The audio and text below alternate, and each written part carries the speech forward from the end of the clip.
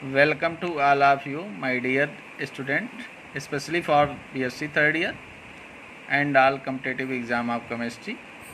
Most important MCQ question on molecular rearrangement. First question है, what product is obtained at higher temperature in Fries rearrangement?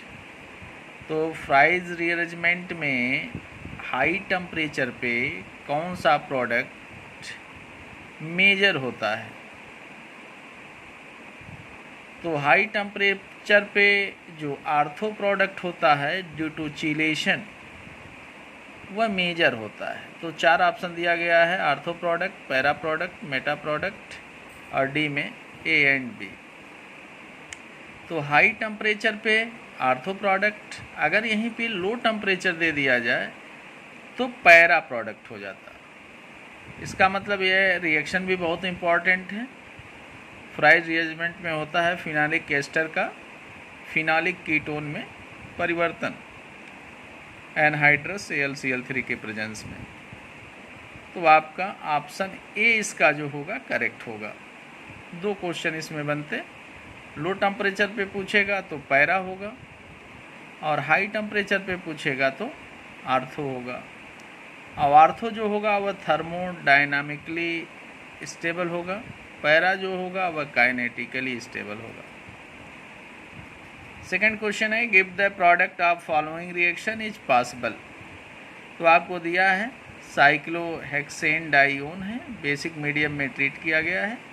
दो product दिए हैं, एक दिया है साइक्लिक अल्फ़ा हाइड्रोक्सी एसिड है, दूसरा है डाइआल है, साइक्लोहेक्सेन 1,2 डाइआल है।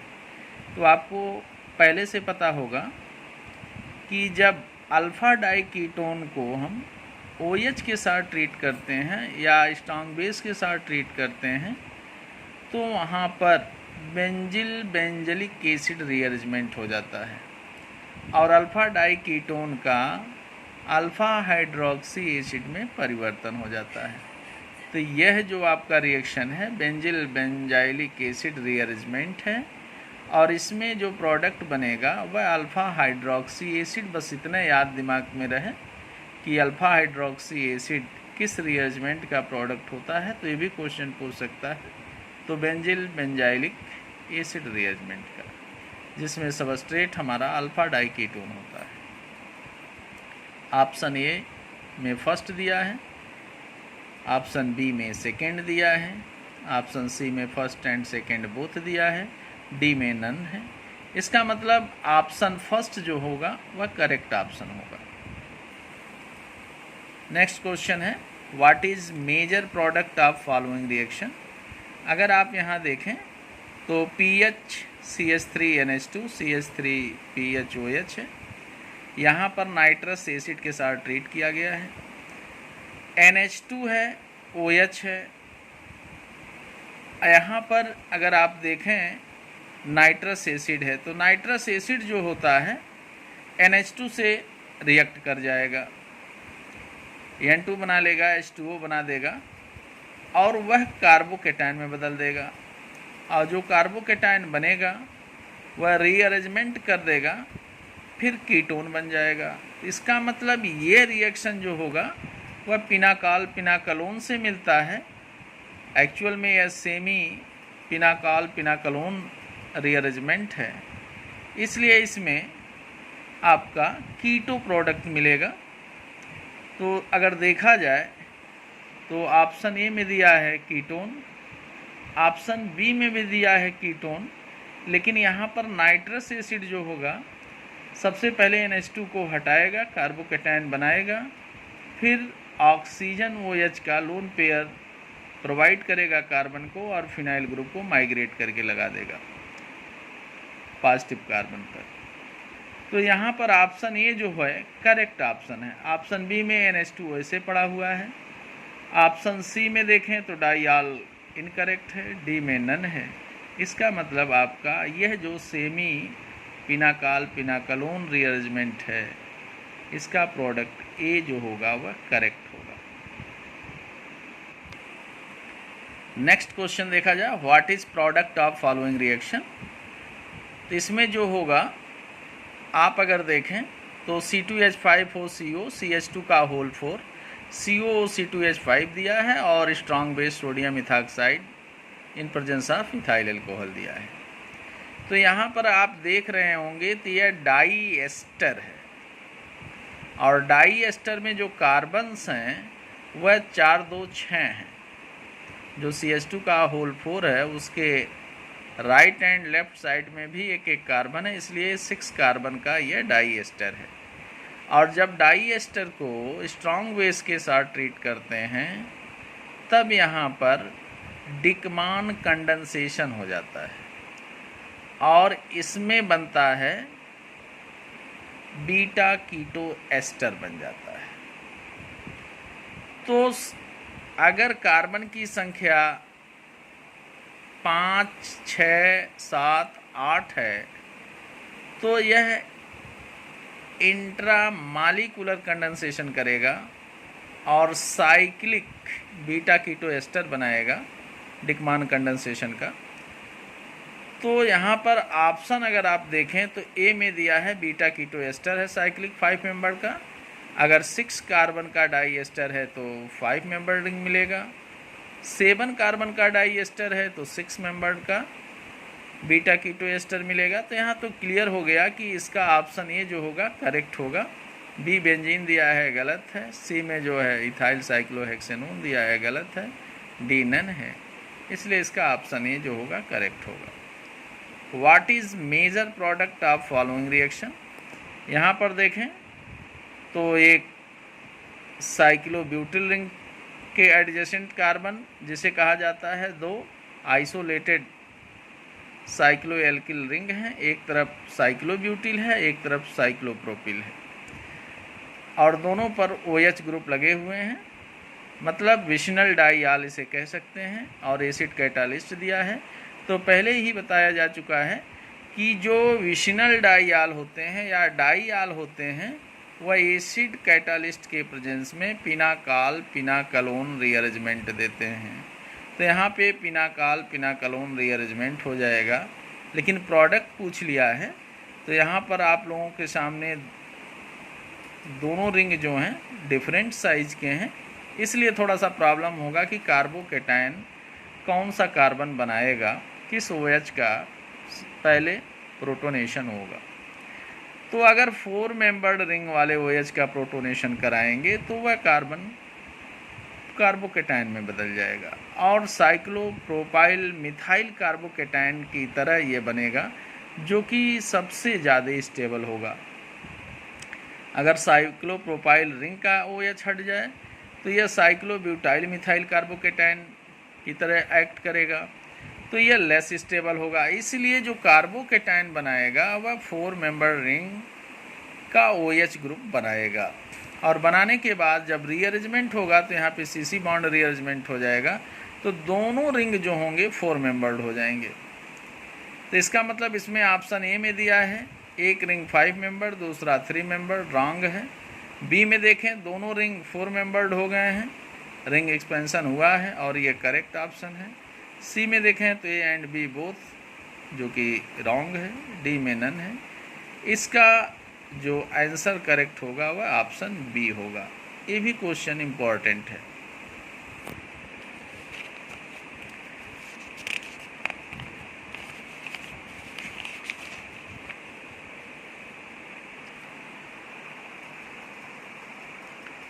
नेक्स्ट क्वेश्चन में देखा जाए तो यहाँ पर ऑक्साइम दिया हुआ है और ऑक्साइम को एसिड कैटालिस्ट के प्रेजेंस में ट्रीट किया गया है, प्रोडक्ट क्या बनेगा? तो रीअरेंजमेंट में आपको बताया गया होगा बेकमान रीअरेंजमेंट, और बेकमान रीअरेंजमेंट का मतलब होता है ऑक्साइम का N सब्स्टिट्यूटेड एमाइड में कन्वर्जन और बाया एंटी माइग्रेशन। तो यहाँ जहाँ ऑक्साइम और एसिड कैटालिस्ट आप देखें वहाँ समझ जाइए कि आपका बेकमान रिएक्शन होना है। बेकमान में क्या बनता है? N सब्स्टिट्यूटेड एमाइड बनता है, मतलब NaCO ग्रुप मिलेगा कंपाउंड में, आपको देखते ही पता चल जाएगा। तो यहाँ पर दो ऑक्साइम है, डाई ऑक्साइम है इस कंपाउंड में, दोनों का एमाइड में परिवर्तन हो जाएगा। तो जब ऑक्साइम एमाइड में परिवर्तित होता है और वह साइक्लिक रिंग है तो उसमें एक मेंबर बढ़ जाता है। अगर 5 मेंबर का है तो 6 मेंबर में, 6 मेंबर का है तो 7 मेंबर में रिंग एक्सपेंशन हो जाता है। तो यहाँ 6 मेंबर में दो ऑक्साइम लगे हुए हैं, इसलिए इसमें 2 सेंटर मतलब एक्सपेंड होंगे। मतलब ये रिंग साइज जो होगा 6 मेंबर से डायरेक्ट 8 मेंबर का हो जाएगा और NaCO ग्रुप आपको मिलने चाहिए या सब्स्टिट्यूटेड एमाइड मिलना चाहिए। तो आपको ऑप्शन ए में देखें तो जो मिडिल रिंग है जिस पर ऑक्साइम लगा हुआ है वह 8 मेंबर है और NaCO ग्रुप है, एमाइड ग्रुप है। बी में अगर देखें तो वह रिंग जो मिडिल रिंग है वो केवल एक ऑक्साइम को एमाइड में परिवर्तित किया है, दूसरा जो है एज सच है। तीसरे में देखें तो एंथ्रासीन है, डी में नन है। इसका मतलब ऑप्शन ए जो होगा वह करेक्ट होगा। तीसरे क्वेश्चन में हम देखें तो यहाँ भी डाई एस्टर डेरिवेटिव बनाया हुआ है और सोडियम एथॉक्साइड लिया हुआ है। तो आपके दिमाग में आ गया कि डाई एस्टर और स्ट्रांग बेस अगर है तो वहाँ डिकमान कंडेंसेशन होगा और डाई एस्टर का बीटा कीटो एस्टर में परिवर्तन हो जाएगा, साइक्लिक बीटा कीटो एस्टर बना लेगा। अब यह देखना कि कितने मेंबर का बनेगा बीटा कीटो एस्टर। तो यहाँ पर काउंट आप वहीं से करेंगे जहाँ से CO ग्रुप लगा है, एस्टर ग्रुप है जहाँ से। तो इसमें अगर आप देखें तो यह जो डाई एस्टर है 1 2 3 4 5 6 7 में मतलब 7 कार्बन का डाई एस्टर है जो 6 मेंबर्ड का बीटा कीटो एस्टर बना देगा डेकमान कंडेंसेशन रिएक्शन के द्वारा। तो यहाँ पर आप ऑप्शन ए में देखें तो जो बीटा कीटो एस्टर बना हुआ 6 मेंबर रिंग है, दिखाई भी दे रहा होगा। बी ऑप्शन में देखें तो थोड़ा सा सावधानी बरतेंगे कि 6 मेंबर का बीटा कीटो एस्टर तो नहीं है लेकिन बीटा कीटो एसिड बनाया हुआ है। और सी में देखें तो न तो एस्टर है न कीटोन ग्रुप है। डी में देखें तो यहाँ भी कोई एस्टर कीटो ग्रुप नहीं है। तो ये 2 ऑप्शन तो होंगे नहीं। बी में देखा जाए तो बी में एसिड है, एस्टर होना चाहिए, ए भी नहीं होगा। इसका मतलब ऑप्शन ए जो होगा वह करेक्ट होगा। तो आपको ऐसे ओवरऑल दिमाग में रखना है कि डिकमान कंडेंसेशन में क्या होता है। तो डिकमान कंडेंसेशन में डाई एस्टर का साइक्लिक बीटा कीटो एस्टर में परिवर्तन होता है। उसी तरह से ऊपर बेकमान रिअरेंजमेंट था। बेकमान में क्या होता था कि ऑक्साइम का एमाइड में परिवर्तन होता है।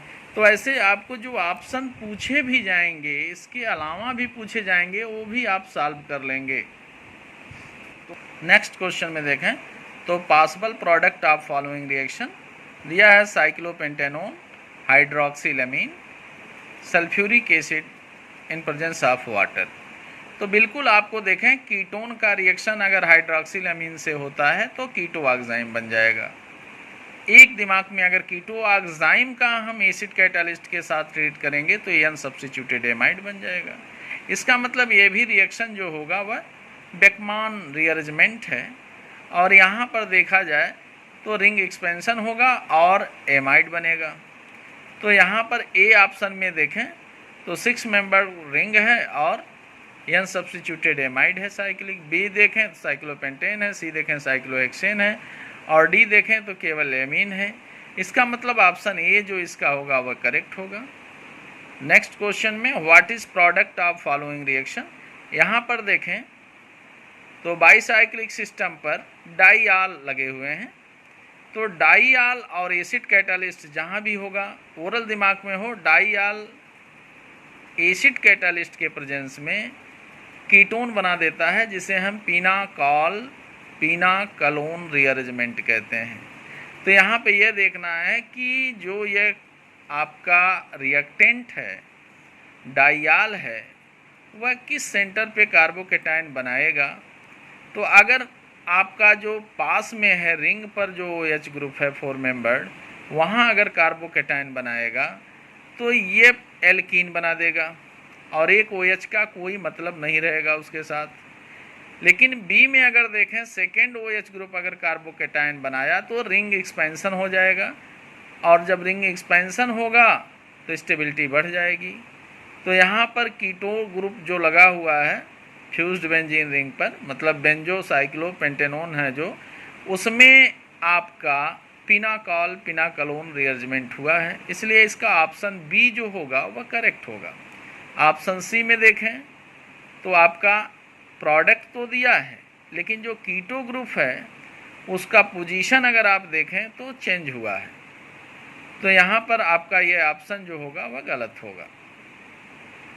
हमारा नेक्स्ट क्वेश्चन है conversion of oxime into an substituted amide called. देखिए इस तरह से भी क्वेश्चन आ सकता है कि ऑक्साइम का एमाइड में परिवर्तन कौन सा रीअरेंजमेंट कहलाता है।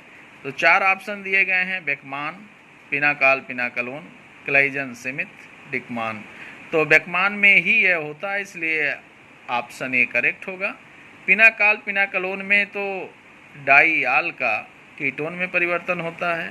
क्लाइजन सिमिथ में जो होता है बेंजल डिहाइड का किसी भी alpha hydrogen containing aldehyde ketone acid or their derivative के साथ ट्रीट करने पर alpha beta unsaturated aldehyde ketone और एसिड डेरिवेटिव बना देता है। और डिकमान में पहले ही बता दिए हैं कि डाई एस्टर का साइक्लिक बीटा कीटो एस्टर में परिवर्तन, इसलिए सारे रिएक्शंस जितने भी हैं मॉलिक्यूलर रीअरेंजमेंट में सिलेबस में वह आप कर सकते हैं, बिल्कुल सिलेबस से। Conversion of alpha diketone into alpha hydroxy acid called Fries rearrangement, pinacol pinacolone rearrangement, benzil benzilic acid rearrangement, Beckmann rearrangement. तो आपको पहले से भी पढ़ाया जा चुका है कि फ्राइज रीअरेंजमेंट में फिनॉलिक एस्टर का फिनॉलिक कीटोन में कन्वर्जन होता है in presence of anhydrous AlCl3। Pinacol pinacolone में बीटा डाइयाल या विसिनल डाइयाल का एसिड कैटालिस्ट के प्रेजेंस में कीटोन में परिवर्तन होता है। और बेंजिल बेंजाइलिक एसिड में अल्फा डाई कीटोन का बेस के प्रेजेंस में अल्फा हाइड्रोक्सी एसिड में परिवर्तन होता है, जो कि यह ऑप्शन करेक्ट है। बेकमान में ऑक्साइम का एसिड कैटालिस्ट के प्रेजेंस में एन सब्स्टिट्यूटेड एमाइड में परिवर्तन होता है, इसका मतलब ऑप्शन सी जो होगा वह करेक्ट होगा।